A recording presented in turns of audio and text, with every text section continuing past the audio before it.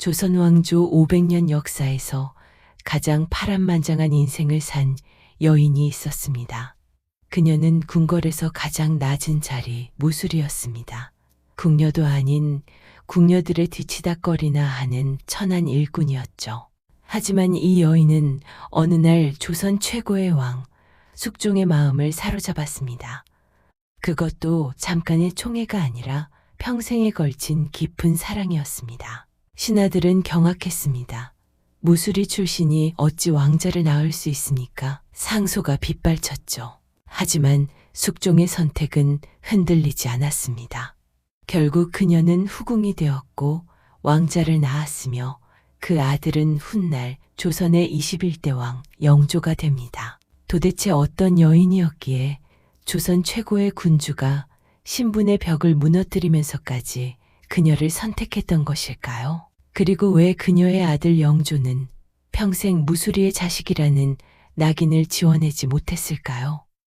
오늘은 무수리에서 왕의 어머니까지 조선 역사상 가장 극적인 신분 상승을 이룬 숙빈 최 씨의 이야기를 들려드리겠습니다. 이 이야기는 단순한 성공담이 아닙니다. 신분의 굴레 속에서도 끝까지 인간의 존엄을 지켜낸 한 여인의 삶, 그리고 그 삶이 우리에게 남긴 깊은 울림에 관한 이야기입니다. 한양 성곽 변두리 조선 숙종 시절 한 소녀가 태어났습니다. 이름은 최 씨. 성만 있고 이름조차 제대로 기록되지 않은 여자아이였습니다. 최 씨의 집안은 대대로 궁궐에 소속된 천민이었습니다. 조선시대 신분제는 잔혹했죠. 양반, 중인, 상민, 천민 4개의 철저한 계급. 최 씨는 그 중에서도 가장 밑바닥 천민으로 태어났습니다. 천민의 자식은 또 천민이 되어야 했고 한번 천민으로 태어나면 대를 이어 그 굴레에서 벗어날 수 없었습니다. 최 씨의 아버지는 궁궐에서 허드렛 일을 하다가 일찍 세상을 떠났습니다. 어머니 혼자 어린 딸을 키워야 했죠. 가난은 이들의 숙명이었습니다. 겨울이면 찬바람이 사정없이 들이치는 움막에서 서로의 체온에 의지해 밤을 보내야 했습니다. 봄이 오기 전까지 배고픔을 견디는 것이 가장 큰 과제였죠. 그래도 최 씨에게는 어머니가 계셨습니다. 우리가 비록 천한 몸이지만 마음만은 누구보다 깨끗하게 살아야 한다. 그것이 사람으로서 지켜야 할 도리란다. 어머니의 말씀이었습니다. 어린 최 씨는 그 말의 의미를 완전히 이해하지는 못했지만 가슴 깊이 새겼습니다. 그런데 어느 날 어머니가 갑자기 쓰러졌습니다. 오랜 가난과 고된 노동으로 몸이 망가진 것이었습니다. 최 씨야, 너는 꼭 살아남아라. 이 굴레를 벗어나거라. 어머니는 숨을 거두기 직전 딸의 손을 꼭 잡으며 말씀하셨습니다. 최 씨는 눈물을 흘리며 고개를 끄덕였습니다. 어머니를 잃은 후 최 씨는 홀로 살아가야 했습니다. 15살, 아직 어린 나이였지만 선택의 여지가 없었죠. 마을 사람들이 말했습니다. 궁궐에서 무수리를 뽑는다더라. 나이 어리고 건강한 아이면 누구든 데려간다는구만. 무수리, 궁녀들의 빨래를 하고 청소를 하고 허드렛 일을 도맡아 하는 궁궐의 가장 낮은 일꾼, 궁녀도 되지 못하는 천한 자리였습니다. 하지만 최 씨에게는 그것조차 기회였습니다. 굶어 죽는 것보다는 나았으니까요. 저를 데려가 주십시오. 무슨 일이든 열심히 하겠습니다. 최 씨는 궁궐 관리를 찾아가 간청했습니다. 관리는 최 씨를 위아래로 훑어보더니 고개를 끄덕였습니다. 좋다. 내일 경복궁으로 오너라. 하지만 한번 들어가면 쉽게 나올 수 없다는 것을 알아두어라. 최 씨는 기뻐서 어쩔 줄 몰랐습니다. 드디어 살 길이 생긴 것입니다. 그날 밤 최 씨는 어머니 무덤 앞에 절을 올렸습니다. 어머니, 제가 궁궐에서 열심히 살겠습니다. 꼭 살아남겠습니다. 하지만 그때 최 씨는 몰랐습니다. 자신이 곧 조선 역사를 뒤흔들 운명의 중심에 서게 될 것이라는 사실을. 15살 소녀 최 씨가 처음 경복궁 문을 들어섰을 때 그녀는 말 그대로 다른 세상에 온 것 같았습니다. 높이 솟은 기와지붕, 화려한 단청, 끝이 보이지 않는 넓은 마당, 허름한 움막에서 살던 소녀에게 이 모든 것은 상상조차 할 수 없었던 광경이었죠. 저기 너, 뭘 그렇게 구경하고 있어? 빨리 와. 선배 무수리의 호통에 최 씨는 화들짝 놀라 뛰어갔습니다. 그렇게 그녀의 궁궐 생활이 시작되었습니다. 최 씨가 배치된 곳은 침방이었습니다. 침방은 왕실의 의복과 침구를 관리하는 곳이었죠. 처음에 최 씨는 가장 낮은 자리에서 허드렛 일을 맡았습니다. 무거운 빨랫감을 나르고 청소를 하고 선배들의 눈치를 살피는 것이 일과였습니다. 힘든 일이었지만 최 씨는 불평 한마디 하지 않았습니다. 어머니의 유언을 떠올리며 이를 악물었죠. 살아남아야 해. 조금만 참자. 최 씨는 누구보다 열심히 성실하게 일했습니다. 며칠이 지나자 그녀의 성실함은 주변 사람들의 눈에 띄기 시작했습니다. 저 아이 참 부지런하구나. 맞아. 시키는 일마다 군말 없이 해내더라고. 천안 출신이라고 하던데 일하는 품이 보통이 아니야. 좋은 평판이 쌓이면서 최 씨는 조금씩 더 중요한 일을 맡게 되었습니다. 그러던 어느 날 최 씨는 왕의 처소 근처에서 빨래를 널게 되었습니다. 그때였습니다. 갑자기 누군가 복도를 걸어오는 기척이 들렸습니다. 최 씨가 고개를 들어보니 한 젊은 남자가 서 있었습니다. 화려한 용포, 위험 있는 자태. 최 씨는 그 순간 알아차렸습니다. 저분은 임금님이시다. 최 씨는 황급히 무릎을 꿇었습니다. 심장이 쿵쾅쿵쾅 뛰었습니다. 천안 무수리가 감히 임금님을 마주보다니. 고개를 들어라. 숙종의 목소리가 들렸습니다.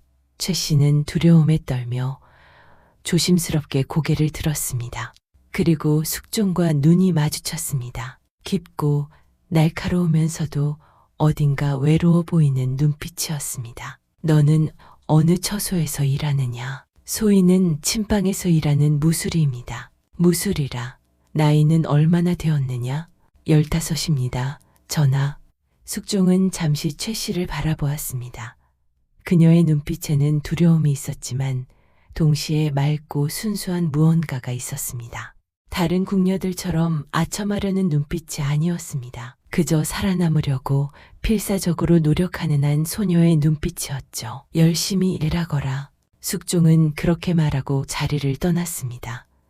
최 씨는 한동안 그 자리에서 일어나지 못했습니다. 가슴이 너무 세게 뛰어서 다리에 힘이 들어가지 않았습니다. 참 따뜻한 분이시구나. 최 씨는 숙종의 뒷모습을 바라보며 생각했습니다. 물론 그때는 이 짧은 만남이 자신의 운명을 완전히 바꾸어 놓으리라고는 상상도 하지 못했습니다. 그날 이후로 이상하게도 최 씨와 숙종은 자주 마주치게 되었습니다. 복도를 지나갈 때 혹은 정원을 청소할 때 어쩐지 자주 그와 눈이 마주쳤습니다. 처음에는 그저 간단한 인사 정도였습니다. 하지만 점차 짧은 대화를 나누게 되었죠. 최 씨라 했느냐? 요즘은 무슨 일을 하고 있느냐? 침방에서 의복을 정리하는 일을 맡고 있습니다. 전하, 힘들지는 않으냐? 아닙니다. 일할 수 있다는 것만으로도 감사한 일입니다. 숙종은 최 씨의 대답에 감탄하는 표정을 지었습니다. 다른 궁녀들은 늘 불평을 늘어놓았지만 이 소녀는 달랐습니다. 참 겸손하구나. 그런 마음가짐이 있으니 무슨 일을 해도 잘 해내겠구나. 최 씨는 얼굴을 붉히며 고개를 숙였습니다. 천한 무수리인 자신에게 이렇게 따뜻하게 말씀해 주시는 분은 숙종이 처음이었습니다. 어느 날 숙종이 물었습니다. 최 씨, 너는 어떻게 궁에 들어오게 되었느냐? 최 씨는 잠시 망설였습니다. 자신의 비천한 출신을 말해도 될까 고민이 되었죠. 하지만 숙종의 진지한 눈빛을 보니 거짓말을 할 수가 없었습니다. 어머니께서 돌아가신 후 살아남기 위해 궁에 들어왔습니다. 그런 사연이 있었구나. 참으로 어린 나이에 많은 고생을 했구나. 숙종의 목소리에는 진심 어린 동정이 담겨 있었습니다. 최 씨는 그 순간 이상한 감정을 느꼈습니다. 이 높으신 분이 왜 자신 같은 천한 것에게 이렇게까지 관심을 가져주시는 걸까? 사실 숙종에게도 이유가 있었습니다. 당시 숙종은 왕위에 오른 지 얼마 되지 않았지만 이미 궁중 정치의 복잡함에 지쳐 있었습니다. 신하들은 끊임없이 당파 싸움을 벌였고 왕비 인현왕후와의 관계는 형식적이었으며 후궁들은 서로 권력 다툼에 여념이 없었습니다. 그런 상황에서 최 씨는 달랐습니다. 그녀는 왕의 지위를 탐하지도 않았고 권력을 얻으려 하지도 않았습니다. 그저 순수하게 살아남으려 노력할 뿐이었죠. 숙종은 그 순수함에 끌렸습니다. 최 씨와 이야기를 나누는 시간만큼은 복잡한 정치를 잊고 편안할 수 있었습니다. 그렇게 몇 달이 흘렀습니다. 숙종과 최 씨의 만남은 점점 잦아졌고 두 사람 사이에는 묘한 감정이 싹트기 시작했습니다. 하지만 신분의 벽은 높았습니다. 왕과 무술이 조선 사회에서 이보다 더 멀리 떨어진 관계는 없었죠. 그런데 어느 날 밤 운명이 움직였습니다. 숙종이 최 씨를 불렀습니다. 침전으로. 최 씨는 심장이 멎는 것 같았습니다. 이것이 무엇을 의미하는지 모를 리 없었습니다. 두려웠습니다. 하지만 동시에 이상하게도 마음 한편으로는 설렘도 있었습니다. 그날 밤 최 씨는 숙종의 총애를 받았습니다. 무수리에서 왕의 여인이 되는 순간이었습니다. 다음 날 아침 궁궐은 발칵 뒤집혔습니다. 들었어? 전하께서 무수리를 총애하셨대. 무수리를? 그게 말이 돼? 천한 것이 감히 용상의 주인을 모시다니. 소문은 삽시간에 퍼져나갔습니다. 궁녀들은 수군거렸고 상궁들은 혀를 찼으며 신하들은 경악했습니다. 대신들이 숙종에게 상소를 올렸습니다. 전하, 무수리는 궁녀도 아닌 천한 일꾼입니다. 어찌 그런 자를 총애하실 수 있습니까? 왕실의 채통이 무너집니다. 하지만 숙종의 대답은 단호했습니다. 과인이 누구를 총애하든 그것은 과인의 뜻이다. 신하가 감히 왕의 사생활에 간섭하느냐? 신하들은 더 이상 말을 잇지 못했습니다. 숙종의 의지는 확고했습니다. 얼마 후 숙종은 최 씨를 정식으로 후궁으로 삼았습니다. 수건 최 씨. 후궁의 가장 낮은 품계였지만 그래도 정식 후궁이었습니다. 무수리에서 후궁으로 조선 역사상 유례없는 일이었습니다. 당연히 반발이 거셨습니다. 특히 다른 후궁들의 질투는 상상을 초월했습니다. 그 중에서도 가장 격렬하게 반응한 사람은 장희빈이었습니다. 장희빈은 이미 숙종의 총애를 받고 있던 후궁이었습니다. 그녀는 왕비 인현왕후를 밀어내고 자신이 중전이 되려는 야망을 품고 있었죠. 하지만 갑자기 나타난 최 씨가 숙종의 마음을 빼앗아가자 장희빈은 위기감을 느꼈습니다. 천한 무수리 주제에 감히 나와 경쟁하려 드는가. 장희빈은 최 씨를 노골적으로 괴롭히기 시작했습니다. 사소한 일로 트집을 잡고 뒤에서 험담을 퍼뜨렸으며 심지어 숙종에게 최 씨를 내쫓으라고 간청하기도 했습니다. 하지만 최 씨는 참았습니다.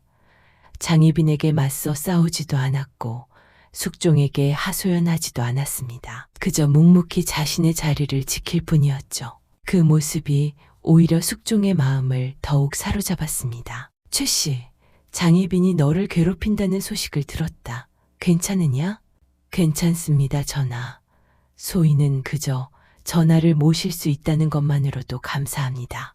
숙종은 최 씨의 겸손함에 감탄했습니다. 권력을 탐하지 않고 다툼을 피하며 오직 자신의 자리에서 최선을 다하는 모습. 이것이 바로 숙종이 최 씨를 사랑한 이유였습니다. 그리고 마침내 1688년 숙종 14년 최 씨는 왕자를 낳았습니다. 훗날 영조가 되는 아이 금이었습니다. 궁중이 발칵 뒤집혔습니다. 무수리 출신 후궁이 왕자를 낳다니. 이제 최 씨의 지위가 올라가겠구나.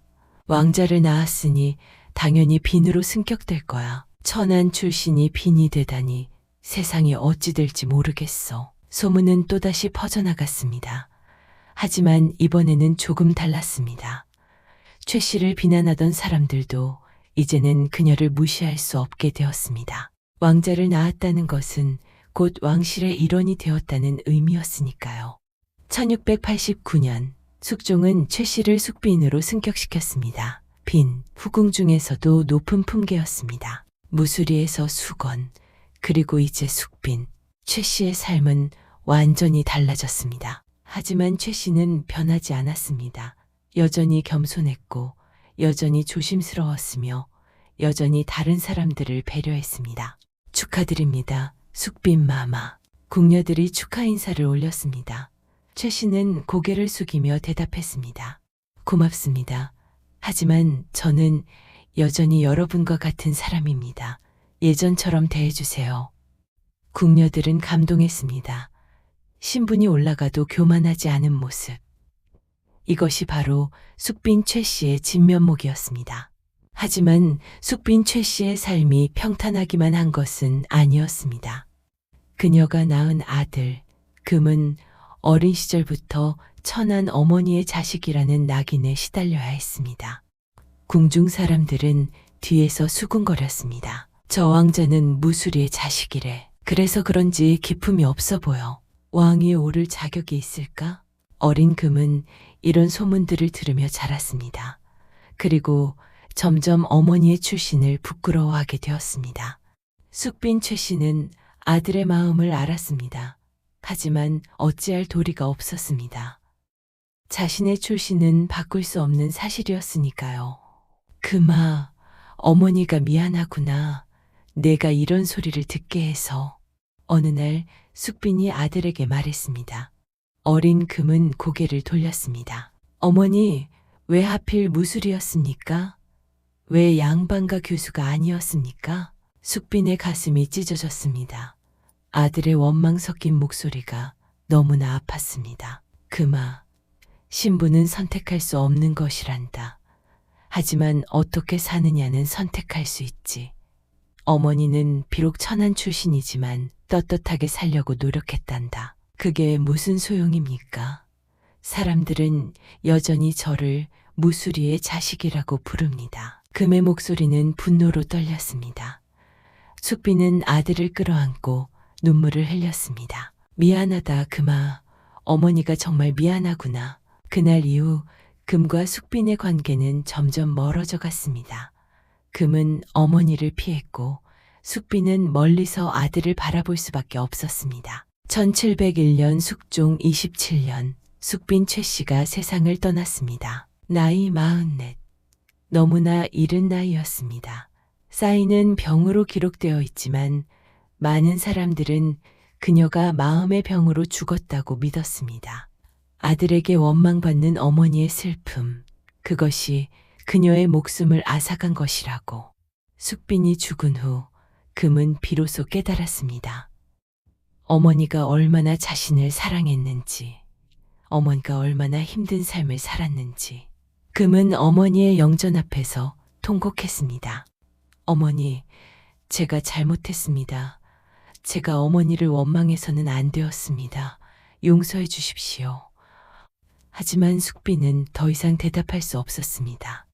금은 평생 이 후회를 안고 살아야 했습니다. 그리고 시간이 흘러 1724년 금은 마침내 왕위에 올랐습니다.